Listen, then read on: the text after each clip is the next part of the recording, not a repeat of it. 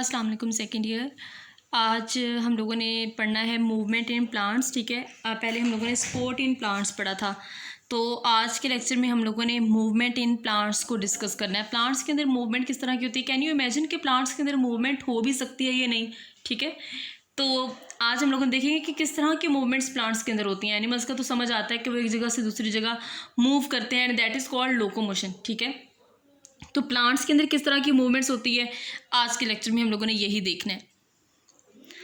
First of all, movements in plants, ठीक है, किस तरह से होती है। आप लोगों को पता है कि हम लोग लास्ट चैप्टर के अंदर हम लोगों ने एक पॉइंट को डिस्कस किया था, दैट वाज स्टिमुलाई। ठीक है, स्टिमुलाई क्या होता है कि कोई भी चेंज हो तो ठीक है, इन्वायरमेंट के अंदर, एक्सटर्नल या इंटरनल इन्वायरमेंट के अंदर, तो उसको हम लोग बोलते हैं स्टिमुलाई। अब जब कोई चेंज आता है, अगर हम लोग प्लांट्स की स्पेसिफिकली बात करें, इन्वायरमेंट के अंदर या फिर इंटरनल इन्वायरमेंट के अंदर, एक्सटर्नल या इंटरनल इन्वायरमेंट के अंदर अगर कोई चेंज आता है तो ऑर्गेनिज्म उसको रिस्पॉन्ड करता है। समझ आ गई मेरी बात की। अब इसमें सिर्फ प्लांट्स ही नहीं, एनिमल्स भी रिस्पॉन्स करते हैं। ठीक है, एनिमल्स तो करते ही हैं।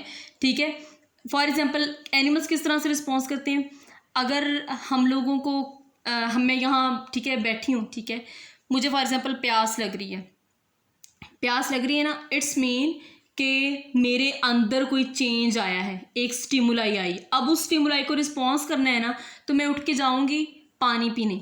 ठीक हो गया, तो ये इस तरह से हम लोग उसको रिस्पॉन्स करते हैं। और फिर मैंने मूव किया, मतलब ये कि as a result of any stimuli organisms respond करते हैं उसको। अब मुझे प्यास लगी, ठीक है, ये एक मेरे अंदर स्टिमुलाई था, फिर मैं प्यास को बुझाने के लिए मैं पानी पीने गई। ठीक है, इस तरह से मैंने मूवमेंट की, लोकोमोशन की। ठीक है, तो प्लांट्स किस तरह से करते हैं, प्लांट्स भी जो है स्टिमुलाई को रिस्पॉन्स करते हैं और मूवमेंट्स शो करते हैं। ठीक है, वो किस तरह से करेंगे। Plants are fixed, therefore they change their growth pattern. अब होता क्या है, प्लांट्स जो होते हैं वो फिक्स होते हैं, मतलब ये कि वो एक जगह से दूसरी जगह मूव नहीं कर सकते। लेकिन हम लोगों ने स्टार्ट में भी बात की थी, जो प्लांट्स होते हैं वो अपना पॉस्चर चेंज करते हैं। ठीक है, वो ग्रोथ मूवमेंट्स शो करते हैं। मतलब ये ग्रोथ मूवमेंट का क्या मतलब होता है कि कोई ग्रोथ कहीं ज़्यादा हो रही, कहीं कम हो रही होती है। ठीक है, वो किस लिहाज से ग्रोथ कम या ज़्यादा हो रही होती है वो हम आगे देखेंगे। फॉर एग्जाम्पल, अगर कोई चेंज आया, टेम्परेचर इंक्रीज़ हुआ है या डिक्रीज़ हुआ है, ठीक है, तो कोई हिस्से प्लांट के ज़्यादा ग्रोथ करना शुरू हो जाते हैं, ठीक है, कुछ कम होना शुरू हो जाते हैं, तो कुछ मुरझा भी जाते हैं। तो ये जो प्लांट्स की ग्रोथ पैटर्न्स हो रहे होते हैं, ये एक्चुअली ये मूवमेंट्स ही हैं। समझ आइए, कोई स्टिमुलाई आया है, कोई चेंज एनवायरनमेंट के अंदर आया है, ठीक है, तो प्लांट उसको पूरा रिस्पॉन्स करते हैं। ठीक है, तो ये जो चीज़ें हो रही होती हैं, ये एक्चुअली ये मूवमेंट्स ही होती हैं। अब टाइप्स ऑफ मूवमेंट्स की अगर हम लोग बात करें, तो दो इंपॉर्टेंट और मेन टाइप्स ऑफ मूवमेंट्स हैं उसके अंदर। पहली आ जाती है ऑटोनॉमिक मूवमेंट्स और दूसरी आ जाती है पैराटोनिक मूवमेंट्स। आज हम लोग ऑटोनॉमिक मूवमेंट्स को देखेंगे किस तरह से होती है।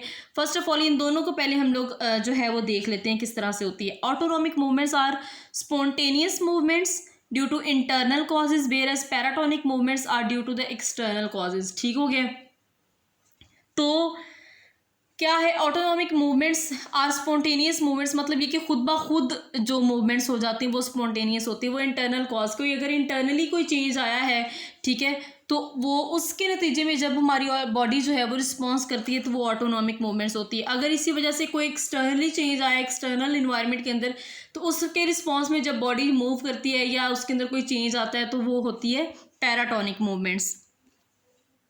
ऑटोनॉमिक मूवमेंट्स की हम लोग बात करें तो ये तीन टाइप्स होती हैं ऑटोनॉमिक मूवमेंट्स की। टेक्टिक मूवमेंट्स, टेक्टिक का मतलब ही पोजीशन होता है, ठीक है, turgor movements and growth movements. इसको हम लोग देखेंगे आज अब क्या होता है ये। फर्स्ट ऑफ ऑल है टेक्टिक मूवमेंट्स। ठीक हो गया, these are the movements of an entire cell or organism, locomotion due to the internal stimulus। अब पता क्या होता है टेक्टिक मूवमेंट्स, जो इसकी इंपॉर्टेंट डेफिनेशन है वो है यही है कि इंटरनल स्टिमुलस की वजह से जब कोई सेल मूव करता है या ऑर्गेनिज्म मूव करता है, तो उसको बोलते हैं टेक्टिक मूवमेंट्स। अब प्लांट्स की जब हम लोग बात करें तो ऑर्गेनिज्म तो पूरा मूव नहीं करता, ठीक है, लेकिन ग्रोथ के पैटर्न के लिहाज से मूव भी करता है। ठीक है, मतलब ये कि अपना पोस्चर चेंज कर लेता है। या अगर हम लोग इंटरनल एनाटॉमी को देखें तो हमारे जो प्लांट्स के सेल्स होते हैं ना, वो मूव एक्चुअल में करते हैं। ठीक है, सेल या कोई ऑर्गन जो है वो मूव करते हैं। तो इस तरह की मूवमेंट को हम लोग बोलते हैं tactic movements. Tactic movements positive उस वक्त होती हैं जब ये कोई अगर फॉर एग्जांपल चेंज आया है, ठीक है, तो जैसे सूरज की रोशनी अगर प्लांट्स के ऊपर पड़ रही है, ठीक है, तो अगर उनको चाहिए तो वो प्लांट ज़्यादा ग्रोथ होना शुरू हो जाती है अच्छी, तो ये एक पॉजिटिव रिस्पॉन्स है, ठीक है। अगर तो वो स्टिमुलस की तरफ मूव करेगा तो उसको बोलते हैं पॉजिटिव, ठीक है, मूवमेंट, और अगर वो away from the stimulus move करेगा तो उसको बोलते हैं नेगेटिव मूवमेंट, ठीक है। Tactic movements are movements of locomotion. अब टेक्टिक मूवमेंट्स को एक और बात भी कहा गया है कि ये मूवमेंट्स ऑफ लोकोमोशन है, लेकिन एक सेकंड थिंग हम लोगों ने पहले ही पढ़ ली थी कि इसके अंदर तो लोकोमोशन होती ही नहीं है, तो फिर ये किस तरह से होता है, ठीक है। ये नेचर ऑफ स्टिमुलस पे डिपेंड करता है कि लोकोमोशन तो नहीं होती, लेकिन मैंने आपको ये बात बताई कि इसके जो सेल्स होते हैं और पार्ट्स ऑफ सेल्स होते हैं वो ज़रूर मूव करते हैं, तो यही उनकी लोकोमोशन है, ठीक है। तो टेक्टिक मूवमेंट्स एक्चुअली क्या होती हैं, ये लोकोमोशन की मूवमेंट्स होती हैं। They are further classified on the basis of nature of stimulus. अब स्टिमुलस किस तरह का है उसकी बेस पर इसको फर्दर क्लासीफाई किया गया है। फोटोटेक्टिक मूवमेंट्स, ठीक है। फोटो का क्या मतलब होता है, लाइट, डेफिनेटली, ठीक है। अगर लाइट का स्टिमुलस है और उसके नतीजे में प्लांट जो है वो रिस्पॉन्स कर रहा है तो उसको हम लोग बोलते हैं फोटोटेक्टिक मूवमेंट्स, ठीक है। अब क्या होता है कि अगर तो लाइट की तरफ वो ज़्यादा रिस्पॉन्स कर रहा है तो उसको बोलेंगे पॉजिटिव फोटोटेक्टिव मूवमेंट। अगर वो लाइट से अवे जा रहा है, उसकी ग्रोथ हो रही है, तो उसको बोलेंगे नेगेटिव फोटोटेक्टिव मूवमेंट, ठीक है। अगर तो लाइट की वजह से, ठीक है, प्लांट की ग्रोथ ज़्यादा अच्छी हो रही है तो उसको बोलेंगे पॉजिटिव फोटोटेक्टिक मूवमेंट। अगर बहुत ज़्यादा टेम्परेचर और बहुत ज़्यादा सनलाइट है जिसकी वजह से प्लांट जो है मुरझा रहा है तो उसको बोलेंगे नेगेटिव फोटोटेक्टिक मूवमेंट। समझ आ गई मेरी बात की। Best example of the positive phototactic movement is the passive movement of chloroplast due to the cyclosis. Cyclosis क्या होता है, साइक्लोसिस जो होता है वो साइटोप्लाज्म के मूवमेंट को बोलते हैं साइक्लोसिस। जैसे जैसे साइटोप्लाज्म मूव करता है तो उसके अंदर जो क्लोरोप्लास्ट होता है, ठीक है, वो भी मूव कर रहा होता है। समझ आ गई मेरी बात की। लेकिन वो मूव किस वजह से कर रहा होता है, वो लाइट की वजह से कर रहा होता है। अब दो चीज़ें इसके अंदर इंपॉर्टेंट रोल प्ले करती हैं, एक लाइट और दूसरा इंटेंसिटी ऑफ लाइट, ठीक है। इंटेंसिटी का क्या मतलब होता है कि ज़्यादा रोशनी किस तरफ आ रही है, दो तरफ से रोशनी आ रही है, एक तरफ से रोशनी आ रही है और एक तरफ से बहुत इंटेंस लाइट आ रही है, ठीक है। अब अगर तो जो प्लांट या प्लांट ऑर्गन है वो इस इंटेंस लाइट की तरफ मूव करेगा, ठीक है, तो वो पॉजिटिव मूवमेंट होगी। अगर उससे अवे मूव करेगा तो वो नेगेटिव मूवमेंट होगी। समझ आ गई।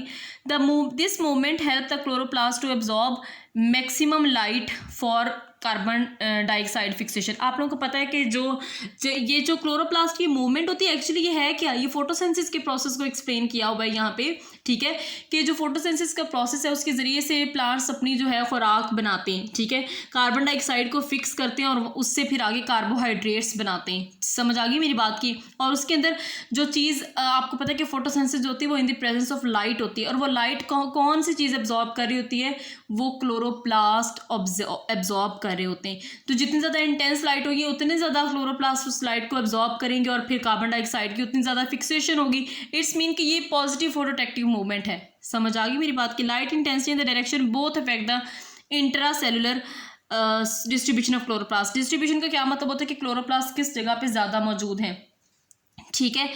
तो ये मैंने आपको ये पहले इसी वजह से बात बता दी कि ये क्लोरोप्लास्ट की जो डिस्ट्रीब्यूशन होती है, ठीक है, ये लाइट की इंटेंसिटी और डायरेक्शन पे इफेक्ट करती है। लाइट की इंटेंसिटी मतलब कितनी ज़्यादा लाइट है क्लोरोप्लास्ट उसको उसी तरह से अब्जॉर्ब करेगा। जिस तरफ ज़्यादा लाइट होगी क्लोरोप्लास्ट उसी तरफ मूव करेगा और फिर वहाँ से जो है लाइट को एब्जॉर्ब करेगा for the carbon dioxide fixation to make carbohydrates.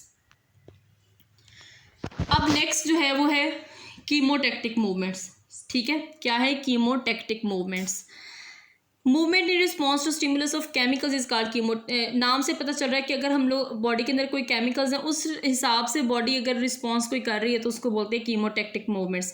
इसकी अगर हम लोग एग्जांपल देख लेते तो वो क्या होता है कि movement shown by the sperms of liverworts, mosses, ferns towards archegonia in response to stimulus of nucleic acid release by the ovum is one such example. अच्छा, ये बड़ी अच्छी एग्जांपल है।